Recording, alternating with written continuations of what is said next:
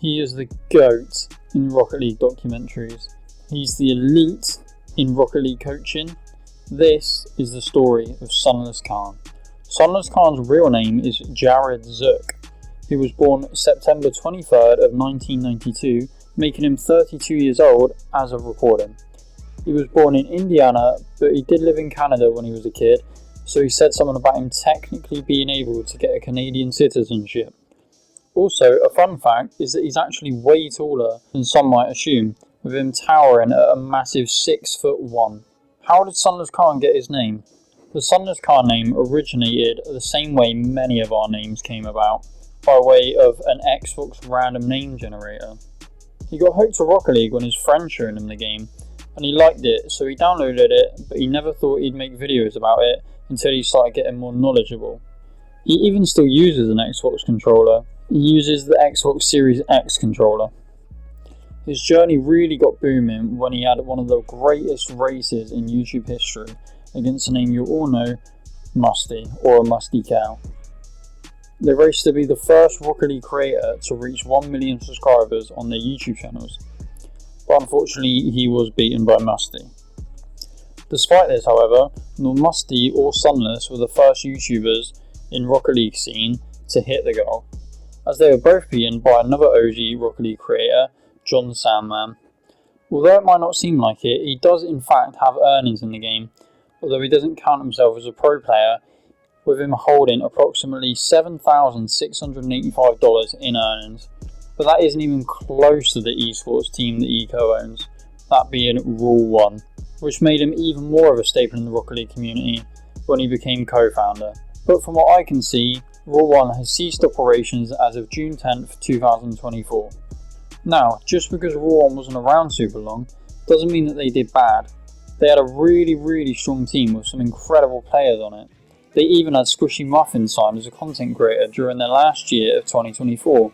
The Org's approximate total earnings set at a whopping $531,213, leaving them 14th place in money ranking against other organisations' earnings, just below Gen G and Cloud9, but beating teams like Moist and Oxygen Esports.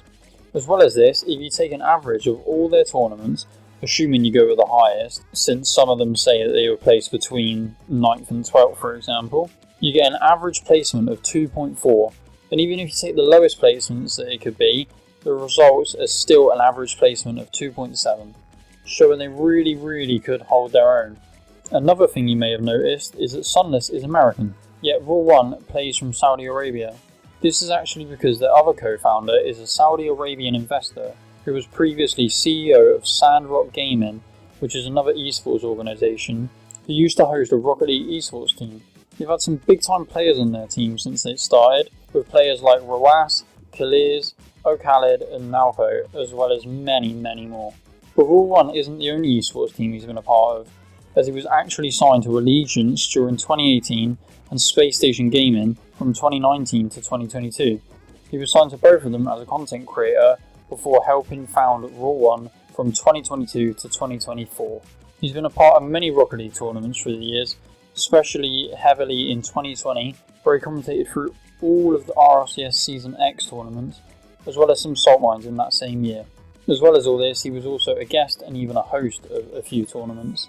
Outside of gaming, his main priority was always his content, and on his channel he's achieved some really big things in its own right, with his channel holding a whopping 2.26 million subscribers. As well as all this, he's been recognised for holding the longest game in Rocket League history, which actually became his third most viewed video with around 13 million views.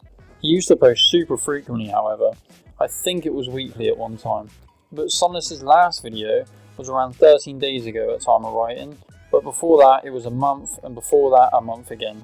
All his fans know that he's dramatically slowed down, and that he's been slowly moving away from the Rocket League scene. He even posted a Battlefield 1 video on his main channel, assumingly to see how it would perform and see if he could make the move to other gaming videos. But comparing it to the other videos around it, not such a good turnout, with it having about 130,000 views compared to the video before and the video after having around 500,000 plus.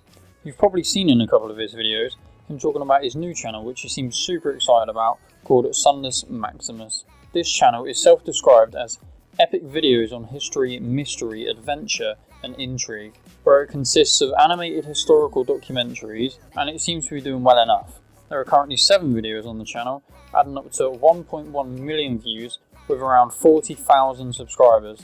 He also has 2 more channels, Sunless More and Sunless Kitchen, but neither of them have posted in around a year.